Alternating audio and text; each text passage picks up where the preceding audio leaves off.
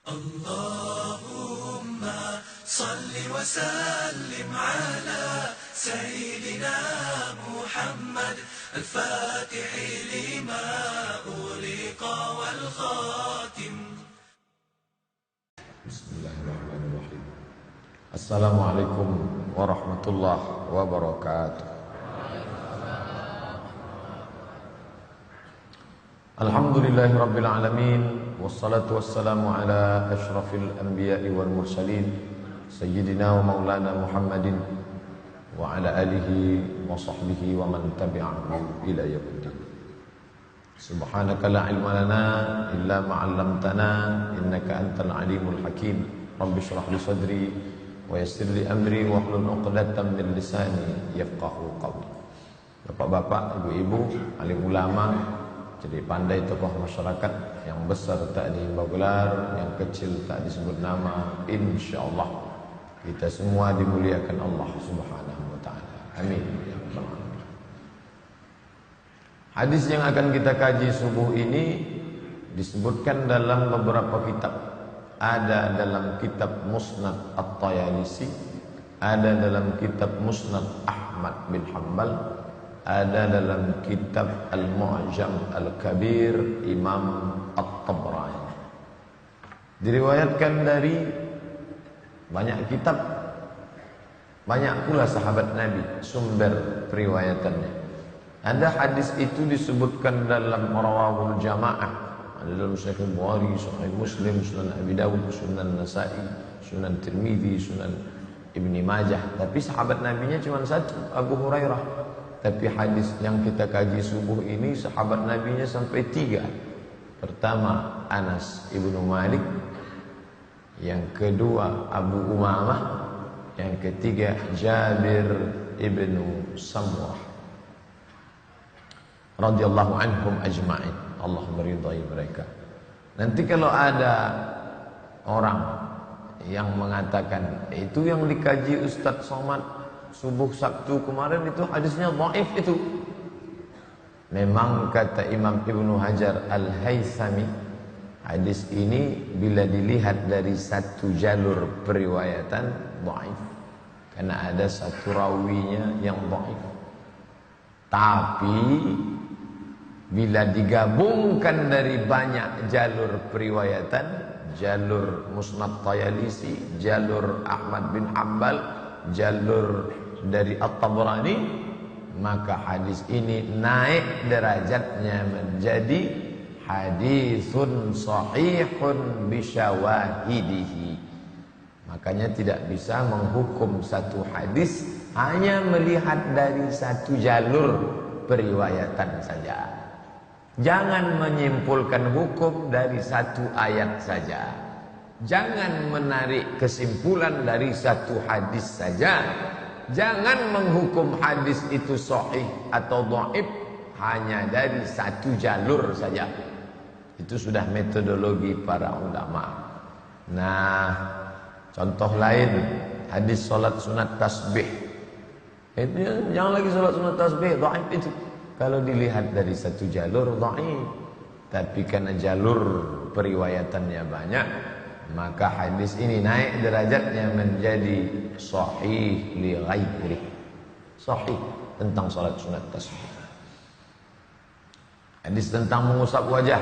Subhana rabbika rabbil izzati amma yasifun wa salamun alal mursalin walhamdulillahi rabbil alamin. Dhaif itu memang dhaif kalau dilihat dari satu jalur periwayatan. Tapi dilihat dari syawahid, maka kata Imam Ibnu Hajar Al-Asqalani dalam kitab Bulughul Maram min Adillatil Ahkam, Imam Ibnu Hajar Al-Asqalani mengumpulkan hadis-hadis hukum dalam satu kitab namanya Bulughul Maram. Tapi Bulughul Maram ini hadis teks. Datanglah Imam Sun'ani, ditulisnya syarah, penjelasan hadis. Kalau penjelasan ayat namanya tafsir, kalau penjelasan hadis namanya syarah. Datang Imam Sun'ani, di syarahnya kitab Bulughul Maram diberi judul Subulus Salam, syarah Bulughul Maram. Sudah masanya kita tidak lagi tablik akbar. tidak lagi hanya setakat 4 kali dalam setahun, tahun baru hijrah, Maulid Nabi, Isra Mi'raj, nuzul Quran, tapi mulai ngaji. Yuk ngaji. Pengurus-pengurus masjid dari mulai maghrib sampai isya, ngaji tak usah lama-lama, 45 menit cukup. Maghrib, isya, ngaji. Habis isya tanya jawab. Saya anjurkan semua masjid buat pengajian habis maghrib. Kenapa dibuat pengajian habis maghrib ke isya? Supaya masyarakat sholat maghrib, sholat isya 2 kali berjamaah di masjid. Jangan buat pengajian habis isya. Kalau buat pengajian habis isya, ustadznya datang sholat isya, jamaah belum datang. Pada bapak ibu sekalian, ustadz kita sudah hadir, orang tak ke masjid. Tapi kalau kenduri buat habis isya. Karena kalau kenduri habis maghrib, orang tak sholat isya ke masjid. Nah, ini salah satu tips. Nampaknya simple sederhana, tapi kalau dijalankan, kita sudah menjaga sholat maghrib dan isya berjamaah di masjid. Mencerdaskan umat. Tadi Masjid An-Nur ini sebagai standar untuk Riau, bukan hanya Pekanbaru. 12 kabupaten kota akan melihat gimana cara pengurus masjid membuat jadwal pengajian. Senin malam Selasa fikih, Selasa malam Rabu tafsir, Sabtu subuh hadis. Dengan Ustadz Mawardi Muhammad Saleh fikih kontemporer. Dengan Ustadz Khair mengkaji fikih 4 mazhab, biasanya ibadah. Dengan Dr. Helmi Basri mengkaji tentang maqasid syariah. Maqasid jamak dari maksud. Maksud tujuan.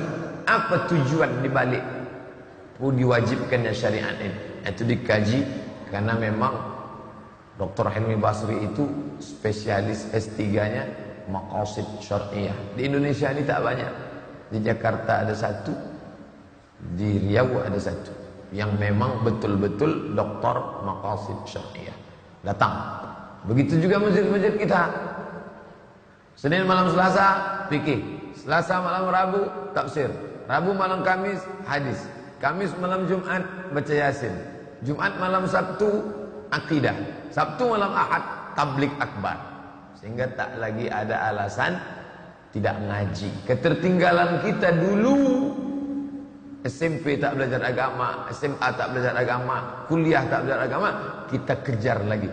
Pengajian bersilabus, berkurikulum, terstruktur, memenuhi standar, dan yang paling penting ada rekaman. Berapalah harga kamera, handycam, HP, rekam. 48 kali pertemuan tafsir, 48 kali pertemuan fikih, 48 kali pertemuan hadis.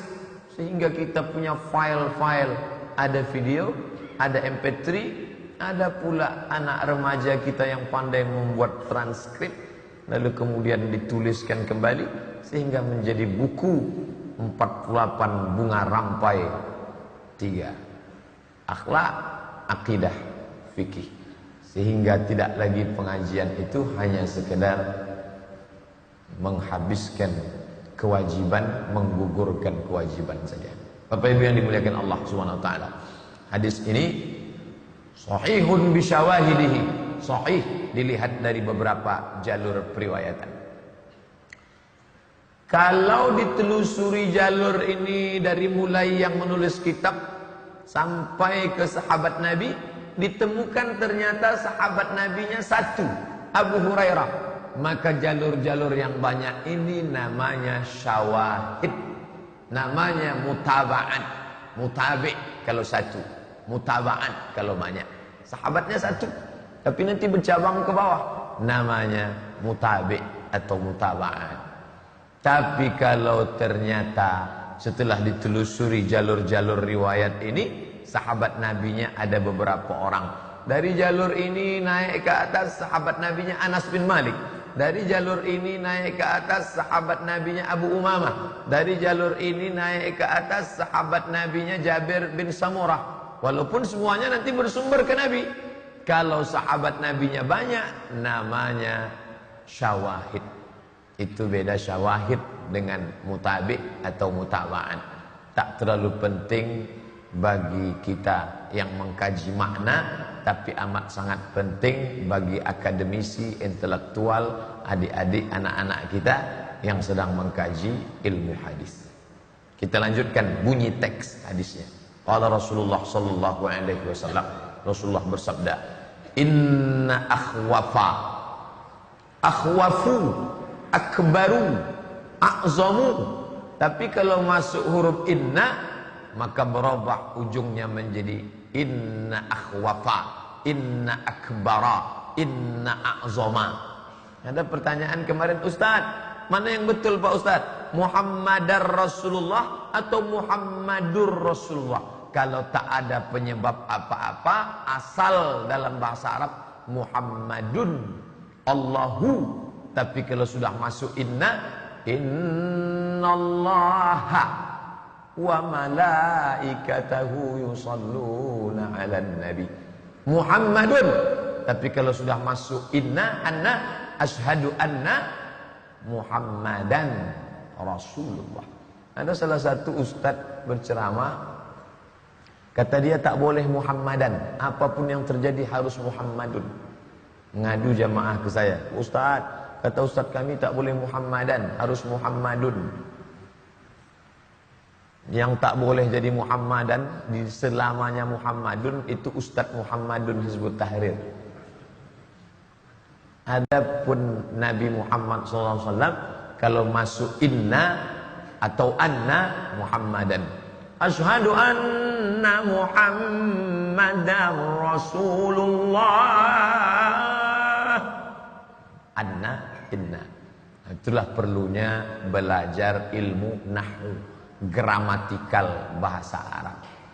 Alhamdulillah, nanti akan kita doakan adik-adik kita, anak-anak kita. Ada program setahun di Ishkarima, Solo. Ustadz Syihab dari Suriah. Masya Allah, pesantrennya mantap di perbukitan, pemandangannya indah. Anak-anak menghafal Quran bahasa Arab. Ustadz udah sampai ke sana? Belum, dengar cerita. Nah, mereka nanti akan belajar ke sana. Setelah belajar hafal Quran hebat bahasa Arab, balik ke Riau. Tujuannya untuk apa? Liunziru qaumahum, memberikan peringatan kepada kaum di Riau. Tujuannya akhirnya la'allahum yahzarun. Mudah-mudahan orang Riau menjadi takut kepada Allah. Isi daripada dakwah itu tak lain takut kepada Allah. Dah belajar tafsir, belajar maqasid, belajar fikih, belajar hadis, what's next? Datang rasa takut kepada Allah. Anak-anak kita 20 tahun akan datang menjadi pegawai Pemprov, takut kepada Allah. Menjadi pegawai Pemko, takut kepada Allah. Menjadi anggota legislatif, takut kepada Allah. Inna akhwafa, sesungguhnya yang paling aku takutkan, kata Nabi SAW. Nabi takut juga dia, umat ini nanti akan begini-begini di akhir zaman. Tapi yang paling aku takutkan, yang paling aku cemaskan, yang paling aku khawatirkan, inna akhwafa ma atakhawwafuhu ala ummati akhir zaman thalathan. Yang paling aku cemaskan, paling aku takutkan, paling aku khawatirkan menimpa umatku di akhir zaman nanti ada 3, kata Nabi SAW. Yang pertama itu apa? Mu'minan bin nujum. Mukmin percaya, bin nujum dengan nujum. Kita sudah jadi bahasa Melayu. Itu ahli apa tuh? Ahli hadis. Itu ahli apa tuh? Ahli tafsir. Itu ahli apa tuh? Ahli maqasid syariah. Itu ahli apa tuh? Ahli fikih. Itu ahli apa? Ahli nujum. Ahli nujum zaman dulu apa? Tukang ramal. Nujum itu apa artinya Pak Ustaz? 1 bintang najm. Maka ada dalam Quran surat An-Najm. Wan najmi idza hawa. Ketika bintang menampakkan cahayanya. Kalau 1 namanya najm, jamaknya nujum. ahli bintang-bintang. Apa yang dimaksud dengan ahli bintang-bintang? Ahli planet-planet, bahwa perputaran planet di atas berpengaruh terhadap nasib manusia. Kamu katanya kemarin mau nikah sama si Anu, sudah khidbah tak jadi Pak Ustaz. Kenapa tak jadi? Lain bintangnya. Saya Taurus, dia Pisces. Akhirnya setelah dicocok-cocokkan ini nanti kambing ini bawaannya demam Pak Ustaz. Taurus itu kambing, Pisces itu ikan. Ikan di laut, kambing di darat. Kambing tak boleh kena air Pak Ustaz. Akhirnya tak jadi kami nikah. Kalau sekedar tak jadi tak apa-apa. Anak gadis seorang ini sudah dibawa tiap minggu entah kemana-mana. Sudah dibawa Baduo dia Teban. Siapa yang kecewa? Anak gadis. Maka kalian anak gadis jangan mau dibawa-bawa orang. Kalau ada detektor cap jempol udah penuh udah. Untung tak ditemukan sampai sekarang. Oleh sebab itu maka kenapa kamu tak jadi? Kenapa kamu jadi? Qadar Allah. Tapi kalau gara-gara percaya kepada nujum bintang, bila anda lahir Ahad pagi, bintang anda Gemini, tidak cocok cari makan bekerjanya di laut karena cocoknya di darat. Ini rusak akidah tauhid kepada Allah Subhanahu wa taala. Padahal setiap habis sholat subuh dia baca maksurat. Bismillahirrahmanirrahim la yadurru ma'asmihi syai'un fil ardi wala fis sama. Bismillah, dengan nama Allah. La yadurru, tidak ada yang dapat mendatangkan mudarat fil ardi, di bumi, wala fis sama. Mulutnya mengatakan tak ada yang dapat mendatangkan mudarat, menolak mudarat, mendatangkan manfaat fil ardi wala fis sama. Tapi di balik itu dia berkata, ternyata peredaran planet Neptunus, Merkurius, Saturnus, Pluto, Mars bisa menolak dan mendatangkan mudarat. Ini yang kukhawatirkan di akhir zaman nanti. Terwujudkah kekhawatiran baginda Sayyidina Muhammad sallallahu alaihi wasallam? Ya. Dari mana Ustaz tahu terwujud? Anak muda lama baca majalah. Apa yang kau tengok nak? Zodiak. Bahkan pencalonan wakil dan calon bupati pun menengok itu. Cocok tak ini Mbah Dukun? Kalau ini wakil saya, nampaknya kurang matching ini. Kata siapa? Kata penasehat spiritual. Kalau ini yang kamu pilih nanti calon pendamping, ini sedikit yang mencoblos nih. Karena yang satu di darat, sama-sama darat. Kita mesti cari satu yang agak ke pesisir sedikit. Ya tak apa-apa kalau itu jadi alasan. Tapi kalau yang jadi alasan karena tanggal lahir, karena bulan lahir, dikaitkan dengan peredaran. Ini ilmu nujumnya datangnya dari mana nih Pak Ustadz? Dari Yunani, dari Greek, dari Athena. Di Athena itu semua pusat peradaban Yunani kuno. Di sana ada filsafat, filosofia, di sana ada perbintangan, astrologi, di sana ada perdukunan, jampi-jampi, di sana ada penyembahan berhala, ada dewa bapak namanya Zeus. Dewa bapak ini menikah dengan dewa perempuan, nikah bapak dewa dengan perempuan dewa, lahirlah anak yang tunggal bernama Hercules. Hercules inilah yang turun ke bumi, anak dewa Zeus. Rupanya mati emak Hercules tadi. Akhirnya Zeus tak bisa hidup sendirian, berbini Zeus sekali lagi. Maka bini Zeus tadi emak tiri Hercules. Itulah yang jadi setan, iblis. Karena antara anak tiri dengan emak tiri tak cocok. Kisah mitologi, ilmu mitos Yunani inilah berkembang ke Arab. Arab pun mengambil dari situ, berkembang ke Romawi. Karena lebih tua Yunani baru Romawi. Roma mengambil copy paste cerita tentang Tuhan menikah, lalu lahir anak Tuhan yang tunggal diutus ke muka bumi. Nanti saya tak mau menceritakan, nanti diceritakan nanti penistaan agama. Tapi salah sendiri, kenapa dengar pengajian di masjid? Bapak Ibu yang dimuliakan Allah Subhanahu wa taala. Nah, kok bisa masuk ilmu nujum ke Arab yang ujung-ujungnya ke Islam? Ternyata di abad kedua ada khalifah itu yang cinta kepada ilmu pengetahuan. Didirikannya lah Darul Hikmah. Darul artinya rumah, dar, rumah. Tempat saya kuliah di Maroko, Darul Hadis, rumah hadis. Ada orang kaya disumbangkannya rumah villa besar. Kalau Bapak Ibu pergi ke Rabat, ibu kota Maroko, tolong cari di mana. Naik taksi, van Darul Hadis. Mana Darul Hadis? Diserahkannya satu rumah mewahnya dengan lengkap taman-tamannya, rumah Maroko besar. Hai Raja Hasan II, kuserahkan rumah ini untuk engkau untuk belajar hadis. Maka dibuatlah sekolah Darul Hadis, menerima 20 siswa dalam setahun. Kalau dulu ada khalifah namanya Abu Ja'far Al-Mansur, dibuatnya lah namanya Darul Hikmah. Dar, rumah, hikmah, ilmu pengetahuan. Dia cinta ilmu pengetahuan. Disusunnya tim penterjemah, translator.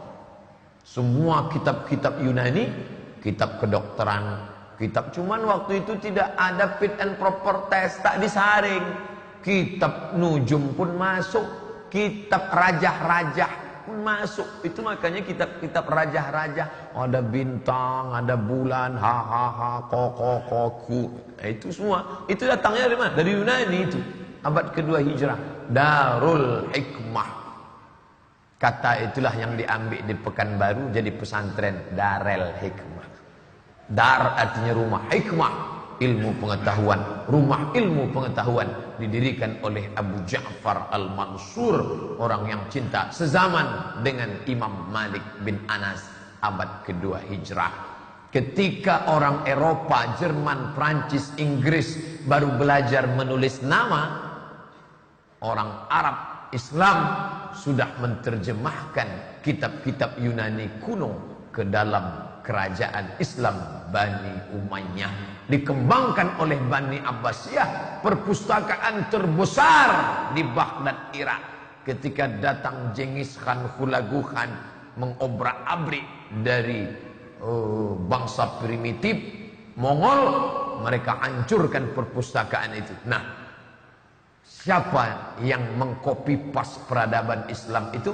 Sekarang ada namanya perpustakaan hebat di Amerika. Kalau terbit buku satu hari di Indonesia, langsung buku itu diambil, dibawa ke Amerika, diterjemahkan ke bahasa Inggris.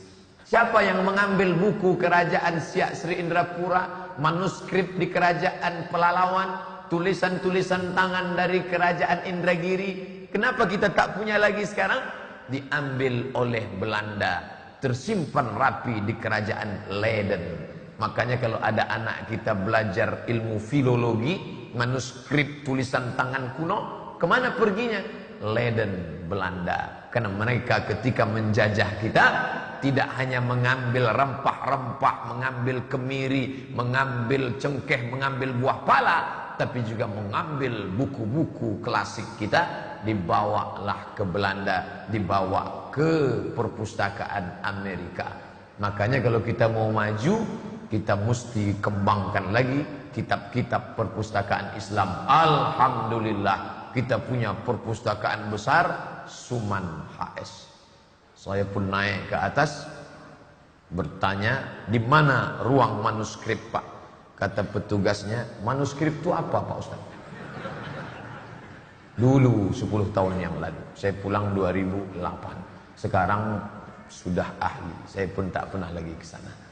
Bapak Ibu yang dimuliakan Allah Subhanahu wa taala. Jadi ada positifnya buku-buku Yunani itu diterjemahkan, maka lahirlah pakar-pakar kedokteran Islam, lahirlah para filosof-filosof muslim, Demokritos, Thales, Socrates. Itu semua filosof Yunani. Tapi ketika diterjemahkan ke dalam bahasa Arab, muncul the second teacher, Al-Farabi, muncul Al-Kindi, muncul Averroes. Namanya di Spanyol ditulis dengan Averroes, padahal itu adalah Ibnu Rushd. Ibnu Rushd, filosof muslim, tapi juga ahli fikih perbandingan mazhab. Hanafi, Maliki, Syafi'i, Hambali ada di kepalanya. Di sebelah kanan Hanafi, Maliki, Syafi'i, Hambali. Di sebelah kiri Sokrates, Demokritos, Thales, Aristoteles. Masya Allah. Kita kalau dibelah ayam penyet, ayam pop. Di kepala Ibnu Rushd itu kiri kanan, fikih perbandingan mazhab di kanan, filosof Yunani di kiri. Kitab Ibnu Rushd itu dikaji di Bangkinang, Masjid Islamic Center Bangkinang. Semua ustadz-ustadz diundang mengkaji kitab Ibnu Rushd. Judulnya Bidayatul Mujtahid wa Nihayatul Muqtasid. Saya sangat berharap Dr. Mawardi Muhammad Saleh mau membuka kajian Bidayatul Mujtahid itu.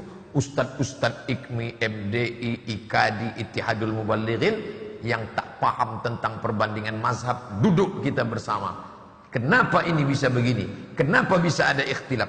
Kitabnya ditulis oleh Imam Ibnu Rushd dari Andalusia, Spanyol. Luar biasa. Cuman kadang ustadz-ustadz nih kalau udah ada majelisnya agak tiga, dia merasa udah selepel pula dengan Imam Ibnu Rushd. Tak mau lagi mengaji. Padahal kita mesti mengaji. Katanya Ustadz Somad mau pergi ya? Ya, nanti malam naik pesawat jam 5.20. Mau kemana? Ngaji lagi. Loh, ngapain ngaji lagi? Tak boleh hanya berceramah aja. Kita harus mendengar, mengaji balik. Imam Syafi'i ketika sudah merasa alim di Makkah, pergi ke Madinah, ngaji lagi sama Imam Malik bin Anas. Alim di Madinah, mengaji lagi ke Yaman, mencari para periwayat hadis di Yaman. Setelah itu pergi pula ke Baghdad, Irak, berjumpa dengan Imam Ahmad bin Hanbal. Ke Kufah, berjumpa dengan murid-murid Imam Hanafi. Tak jumpa Imam Syafi'i dengan Hanafi? Tidak. Kok bisa tak jumpa Pak Ustaz? Karena ketika Imam Syafi'i lahir 150 Hijrah di Gaza, Palestina, Imam Hanafi meninggal pas di tahun yang sama, tahun 150 di Kufah. Imam Syafi'i berjumpa dengan murid-murid Imam Hanafi di Kufah. Imam Syafi'i tak puas, berangkat ke Mesir, belajar ke Mesir. Imam Syafi'i yang belajar di Makkah, belajar di Madinah, tak cukup. Kemana dia tutup kaji? Berangkat dia ke Mesir, menjumpai murid-murid Imam Laits Ibnu Sa'ad. Imam Laits sudah meninggal. Imam Syafi'i berangkat ke Mesir tahun 200. Lahir tahun 150. Maka saat belajar ke Mesir itu umurnya 50 tahun.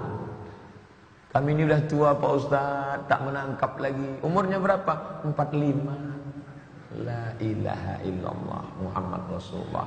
Imam Syafi'i berangkat ke Mesir umur 50, masih tetap belajar ke murid-murid Imam Ibnu Sa'ad. Tahun 200 pindah ke Mesir, 204 meninggal. 4 tahun di Mesir mengajar sambil belajar. Nah, jadi nanti kalau ditanya Ustaz Somad kemana? Belajar dia balik. Itu kan Ustaz kalian tuh belum cukup ilmunya kan? Baru kulit-kulit kitab aja kemarin kan? Bukan begitu. Kita ini tak pernah berhenti. Ketika kita mengatakan aku sudah berhenti belajar, kiamat sudah terjadi. Belajar, belajar, belajar. Mendengarkan kajian-kajian para ulama-ulama kita. Bapak Ibu yang dimuliakan Allah Subhanahu wa taala, lalu kemudian masuklah ilmu nujum, ilmu astrologi. Astrologi jangan pelajari. Tapi katanya Pak Ustaz ilmu tentang langit disuruh pelajari. Astronomi. Satu lagi astrologi. Apa bedanya? Astrologi dikaji perputaran planet-planet dan pengaruhnya terhadap nasib. Itu rusak akidah. Karena mengingkari kekuasaan Allah Subhanahu wa taala. Masa hubungan bulan dengan matahari lalu berpengaruh kepada sial tak sialnya kita. Itu rusak akidah. Mana kuasa Allah? Mana kudrat iradat Allah? Mana innama amruhu iza arada syai'an ayyakula lahu kun fayakun? Mana fungsi doa? Rusaklah. Maka disebut orang yang percaya zodiak itu syirik. Nah, jangan kau baca zodiak syirik. Di mana letak syiriknya? Pokoknya syirik, enggak usah baca-baca. Letak syiriknya nak kau berarti sudah mengatakan ada kuasa. Ada kuasa Allah, tapi ada kuasa zodiak. Tapi kalau anaknya ngambil jurusan astronomi, bagus. Itulah yang disebut dengan ilmu falak. Ilmu falak. Besok kita sudah masuk 1 Ramadan, karena menurut ilmu falak ketinggian matahari, ketinggian bulan sudah 2 derajat. Ditetapkan oleh LAPAN dari Bandung, lembaga antariksa kita. Ada pula teropong dari BOSK dari Bandung, BOSCH, BOSK. Itu ahli-ahli kita. Kuliahnya di mana? ITB, Institut Teknologi Bandung. Silakan mau ambil astronomi. Tapi astrologi, ramal-ramal. Sekarang yang banyak ditekuni orang mana? Ramal. Ramal kartu tarot. Buka. Nampaknya Anda tak lama lagi. Kalau memang bisa lah dia meramal, kenapa tak nasib dia saja diramal? Buktinya mati juga ya. Ada yang mati di jalan tol, ada yang mati ditabrak. Artinya kadzdzabal munajjimun walau shadaqu. Peramal-peramal itu bohong.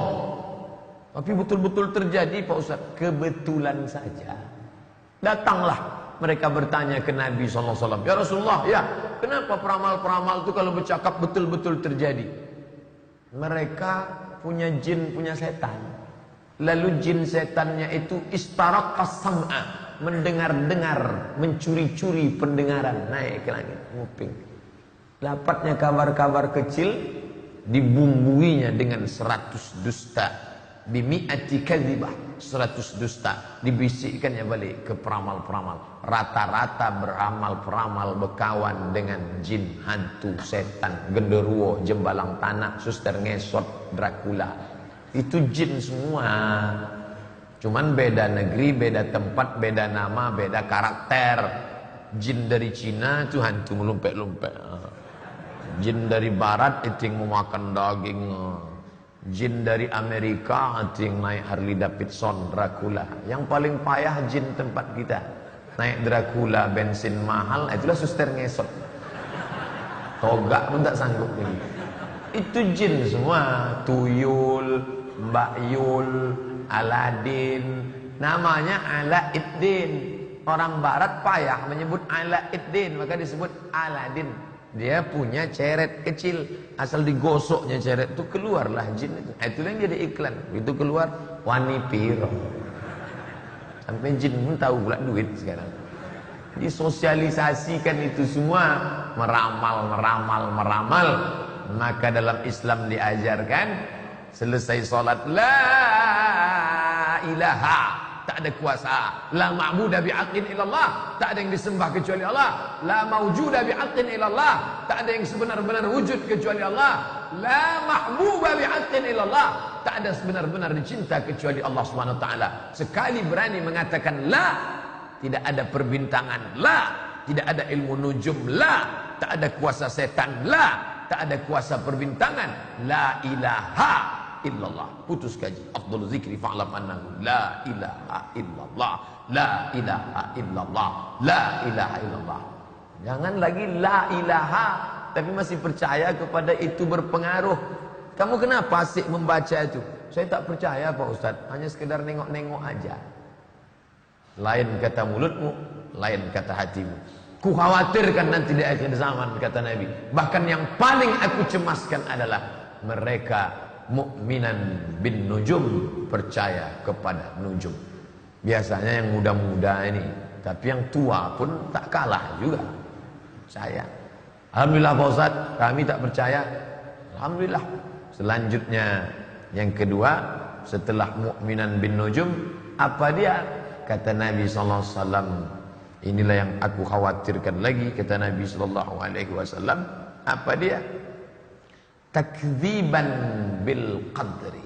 Takdzib, kadzaba. Takdzib, mendustakan bil qadar, takdir.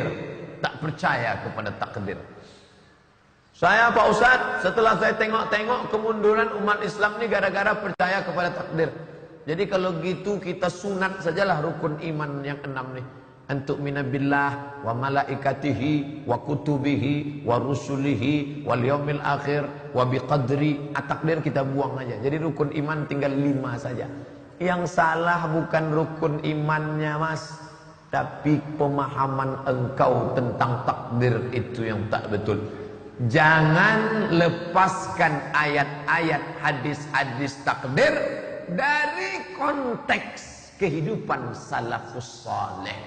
Salah satu kekeliruan kenapa ayat takdir dijadikan sebagai penyebab mundurnya umat Islam, gara-gara ayatnya dicomot, dilepaskan. Ma asaba min musibatin, segala musibah yang terjadi fil ardi, di bumi, wala fi anfusikum, pada dirimu, illa fi kitab, sudah tertulis di lauhil mahfuz. Anak mahasiswa nilai transkrip, nilai IPK baru keluar, IP 2,0. Kebetulan dibaca ayat itu, cocok nih. Baca tafsir tak mau, pemahaman salafus soleh dibuang, hanya menjadikan ayat sebagai legalisasi kemalasan. Ma'asaba min musibatin fil ardi, segala musibah di bumi, wa fi anfusikum, pada dirimu, illa fi kitab, sudah tertulis di lauhil mahfuz. Berarti IP ku 2,0 ini udah tertulis di lauhil mahfuz. Cocok lah ini, inilah yang ku cari selama ini. Baliklah ke rumah, coba tengok transkrip nilai Mundo. Iki Pak, kok 2,0? Tiap bulan ku kirim uang belanja, motor ku belikan biar supaya mudah kuliah, rumah kos ku sewakan setahun dekat dari kampus, kenapa 2,0? Ayah sabar ya, ini ayatnya. Ma asaba min musibatin, segala musibah, fil ardi, di atas bumi, wala fi anfusikum, pada dirimu, illa fi kitab, sudah tertulis di lauhil mahfuz. Iya juga ya, iya lah. Balik anak perempuan hamil 3 bulan, maaf cakap. Mana suaminya? Tak ada ya, ini kecelakaan. Kok bisa terjadi begini? Ini ayatnya ya. Ma asaba min musibatin. Coba tengok bagaimana Sayyidina Umar ibn Khattab salaf memahami ayat takdir. Salaf itu 3 abad pertama. Khairul qurun qarni, abad 1. Thumma alladhina yalunahum, abad 2. Thumma alladhina yalunahum, abad 3. Mereka perang. Ini bukit, tanah yang landai namanya wadi, lembah. Tiba-tiba mereka berkemah di lembah, datang wabah penyakit pes. Nama bahasa Arabnya ta'un. Penyakit ta'un itu terjemahnya pes, menular. Kena di lembah. Kata Sayyidina Umar, ayo kita pindah ke lembah yang lain. Kata sahabat yang lain, kita terima saja Umar, ini sudah takdir Allah. Apa kata Sayyidina Umar? Kita pindah dari takdir yang buruk kepada takdir yang baik. Ada masanya kita bisa memilih, tapi ada masanya kita tak bisa memilih. Pergi pengajian subuh Sabtu, bawa motor, stangnya dikunci. Ban depan beli yang pakai kunci tambahan. Ban belakang kunci juga pakai rantai, ikatkan ke batang pokok kurma. Rantainya kasih gembok. Usaha maksimal. Tiba-tiba begitu turun ke bawah, batang kurma itu disinsu mereka. Takdir, tak ada pilihan. Qadar Allah, usaha sudah maksimal. Qadar Allah. Jangan lagi berpikir, kenapalah aku pakai motor, kenapalah ikut pengajian, kenapalah tadi bawa motor, kenapalah tak ku gembok, kenapalah.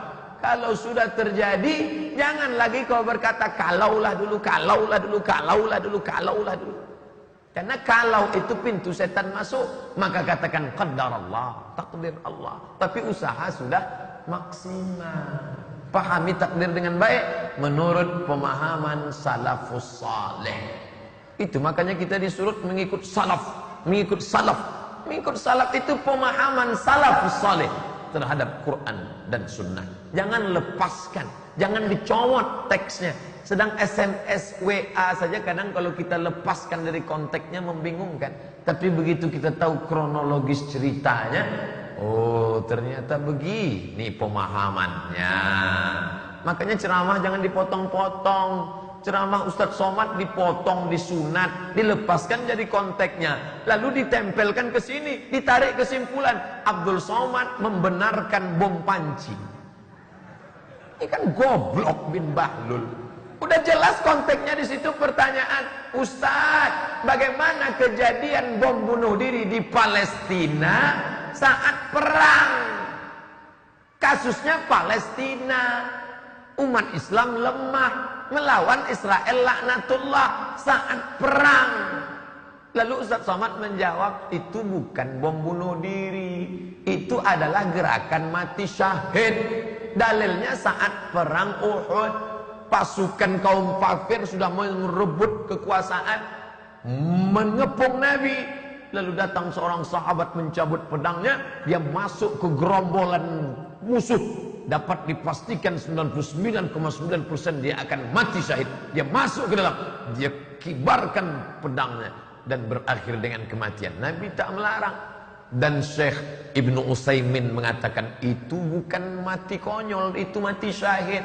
Syekh Nasruddin Al-Albani juga mengatakan itu bukan mati konyol, itu mati syahid. Bisa juga untuk membela diri pengajian.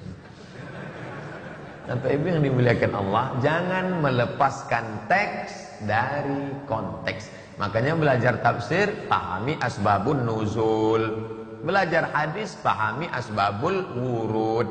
Supaya tidak kacau balau. Ada urutannya. Masak aja pakai urutan kok. Pertama-tama letakkan kuali di atas kompor. Setelah nampak agak berasap dikit, tuangkan minyak. Tanda minyaknya sudah panas, percikkan air. Setelah itu masukkan bawang. Setelah bawangnya agak menguning, masukkan cabai. Setelah cabainya agak layu, masukkan tomat. Setelah itu diaduk-aduk kacau-kacau, baru masukkan air. Bukan sekaligus masuk ke dalam.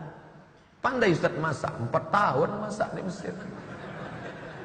Bapak Ibu yang dimuliakan Allah Subhanahu wa taala, ini maka tentang masalah takdir ini ada yang bisa memilih, ada yang tidak. Dengan penuh kesadaran, telingamu terang benderang, matamu segar bugar, hatimu sehat, otakmu cerdas, tiba-tiba kau minum itu kamput, habis itu kau pun mabuk sempoyongan. Ketika ditangkap, dicambuk, apa kata dia? Aku minum ini karena takdir. Apa kata Sayyidina Umar? Cambuk dia plus bonus tambahan. Loh, kenapa aku dicambuk tambahan? Kau dicambuk 40 kali karena kau minum khamar. Orang yang minum khamar cambuk 40. Tambah lagi bonus karena bicara takdir tanpa ilmu. Quran sudah melarang.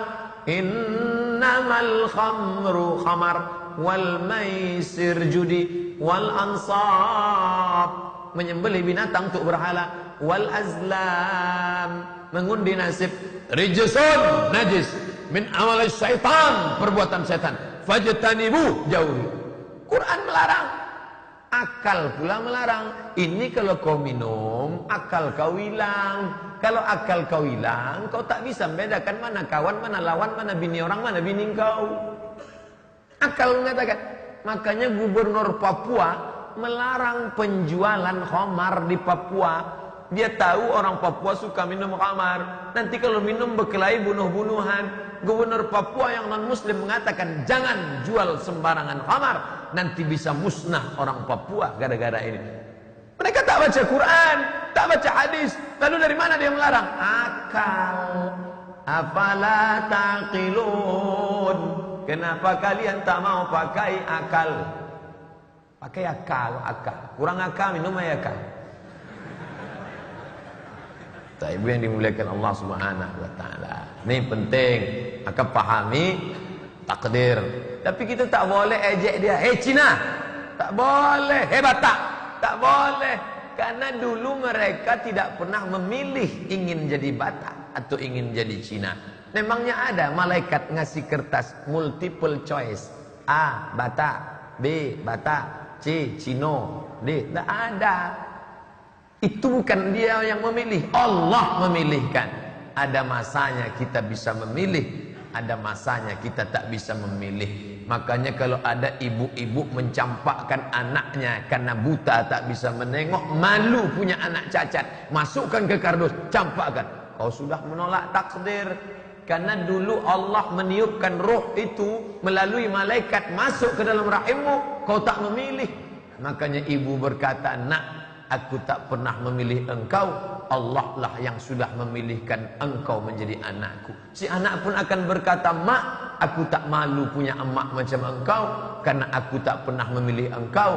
Allah lah yang sudah memilihkan aku menjadi anakmu dan engkau menjadi ibuku. Ada saatnya kita bisa memilih, ada masanya kita tak bisa memilih. Nah, ini pahami takdir dengan baik, usaha maksimal. Kita sampai pukul 6.27 masuk waktu solat sunat Isyraq. Sebelum solat kita doakan ananda kita yang akan berangkat ini. Baru nanti kita solat sunat Isyraq. Selesai itu baru kita buka soal jawab. Yang terakhir, yang ketiga, wahai Fas-Sultan, 3 yang kukhawatirkan.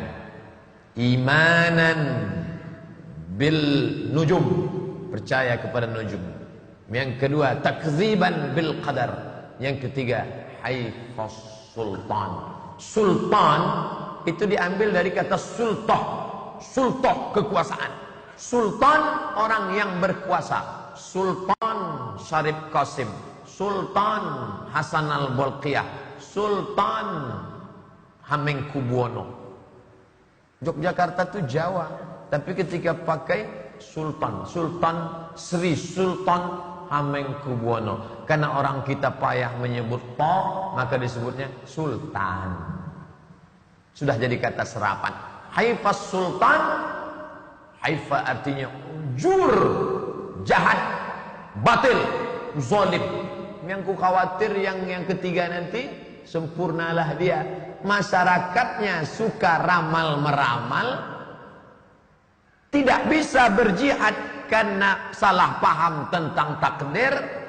Penguasanya zalim. Kenapa kalian tak bangkit? Sudahlah, kita terima aja, ini udah ketetapan Tuhan. Tak ada kebangkitan, tak ada gelora, tak ada semangat. Asik dengan ramal. Yang ngomong di TV banyak-banyak itu apa? Peramal semua. Peramal ngomong di TV. Mohon maaf bapak-bapak yang pernah menjadi analis, yang pernah itu peramal.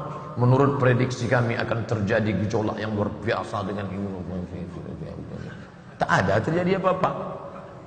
Iya kalau ramalannya betul. Kalau tidak, masyarakat suka meramal, tak lagi percaya kepada takdir.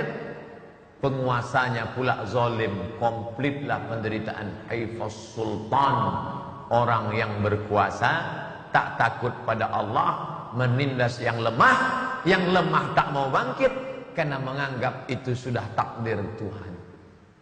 Muncullah feodal, naik kereta kencana dengan kuda yang megah dengan kemewahan di tengah masyarakat yang makan pun payah, lompat. Tapi ketika diajak bangkit, ayo bangkit, sudahlah, nerimo aja, ini sudah takdir kita. Bapak Ibu yang dimuliakan Allah, Islam tak mengajarkan itu. Nabi Muhammad SAW bangkit melawan Abu Jahal, Abu Lahab, Abu Sufyan. Islam mengajarkan la ta'murunna bil ma'ruf, ajak orang berbuat baik, wala tanhaunna 'anil munkar, lawan perbuatan mungkar. La yusikanna, aku khawatir kalau kalian diam melihat perbuatan mungkar, apa yang akan terjadi? Ayyab'atsallahu 'alaikum iqaban, akan turun hukuman. Summa tad'unahu, siang malam kalian berdoa, tapi karena kalian selama ini diam, maka fala yustajabu lakum, doa kalian tak dikabulkan Allah Subhanahu wa taala. Memang perjuangannya luar biasa. Siap-siap dikriminalisasi, siap-siap difitnah. Dulu yang memfitnah Buya Hamka tahu orangnya. Zaman sekarang kita tak tahu orangnya. Tiba-tiba muncul aja web Muncul aja LSM. Tak tahu, dicari orangnya tak ada. Sama macam Upin Ipin. Bolak-balik saya ke Kuala Lumpur, tak ada Upin Ipin di Kuala Lumpur. Fiktif semuanya. Begitu juga dengan web-web fitnah-fitnah ini. Dia tebar fitnah, sarser. Habis itu dia menghilang. Dicari domainnya, aspal semua. Jadi hati-hati. Tapi yang dimuliakan Allah Subhanahu Wa Taala, sudah sampaikah kita pada 3 yang amat sangat dikhawatirkan Nabi itu? Tak perlu dijawab dengan lidah, rasakan sendiri. Orang sudah banyak percaya nujum, sampai-sampai ini Syawal kemarin sudah Idul Adha. Tak terhitung berapa anak muda yang nanya, katanya emaknya, ayahnya melarang nikah. Tak boleh saya nikah diapit 2 hari raya Pak Ustaz. Idul Fitri, Idul Adha. Tak boleh katanya Pak Ustaz. Saya bilang kamu nikah aja. Nanti takut Pak Ustaz akan terjadi begini-begini. Begitu rusak tauhidmu kepada Allah nak. Tapi kau ngaji. Tapi kau berkata tiap hari mengatakan la haula, tiada daya, wala quwata, tiada upaya illa billah, kecuali Allah. 17 kali kau katakan iyyaka na'budu wa iyyaka nasta'in ihdinas siratal mustaqim. Mana tauhidmu kepada Allah? Salat itu tiang, tapi akidah pondasinya. Tiang masjid ni salat qabliyah, salat ba'diyah, salat tahiyatul masjid, salat tarawih, salat witir, salat isyraq. Tapi kalau pondasinya lapuk, sudah lama tiang-tiang ini tumbang. Oleh sebab itu kuatkan akidahmu. Makanya kata Nabi kepada Sayyidina Abdullah ibn Abbas radhiyallahu anhuma, ihfazillah, kau jaga hukum-hukum Allah ini. Haram kata Allah, jauhi. Halal kata Allah, dekati. Makruh kata Allah, hindari. Yahfazka, dia akan menjagamu. Tak perlu kau ikut ramalan-ramalan. Tak perlu kau ikut itu, ini, begini, begono. Kau jaga saja, Allah akan menjagamu. Orang baik itu, kalau datang yang baik, dia bersyukur. Kalau datang tak baik, dia sabar. Bukan berarti kalau kita sudah ngaji, sudah sholat, hidup kita lempang-lempang, lurus-lurus, adem-adem, ayam-ayam, makin banyak ujian. Loh, kalau banyak ujian, apa bedanya dengan orang yang tak ngaji, yang tak hijrah, yang tak tobat? Setelah engkau hijrah, kalau dia datang kebaikan, kau bersyukur.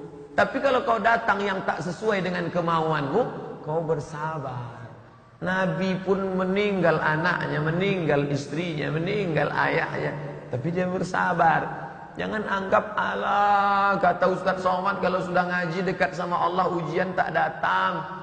Baru ikut pengajian Sabtu 2 kali, helm hilang. Bedanya apa? Yang tak ngaji dia gelisah, sumpah serapah, caci maki, mengutuk nasib. Tapi engkau yang sabar, maka engkau mengatakan Allah sedang menguji imanku, Allah menghapuskan dosaku, Allah sudah menempatkan aku di tempat yang tinggi, Jannatul Firdaus, tapi amalku kurang. Hai malaikat, ini orang sudah kuletakkan tinggi tapi amalnya kurang. Lalu gimana? Uji dia. Begitu kau uji dia lulus, angkat derajatnya. Ma yusibul mu'min min nasabin wala wasabin wala saqamin wala syaukin. Sakit, gundah gulana, galau, bahkan duri yang menusuk tapak kakimu. Ada hikmah di balik itu. Allah ingin mengangkat derajatmu setinggi-tingginya. Tak ada cara lain kecuali ridha, menerima keputusan Allah, tapi setelah usaha yang maksimal. Usaha, doa, tawakal. Raditu billahi rabba wa bil islami dina wa bi Muhammadin nabiyyan wa rasulah. Terima kasih segala perhatian. Mohon maaf segala kesilapan. Itulah hadis yang kita kaji subuh ini. Kepada anak-anak, adik-adik yang akan berangkat, silakan maju ke depan. Kita berdoakan mereka. Setelah itu solat sunat isyraq 2 rakaat. Setelah itu barulah kita buka tanya jawab. Terima kasih. Wassalamualaikum warahmatullahi wabarakatuh.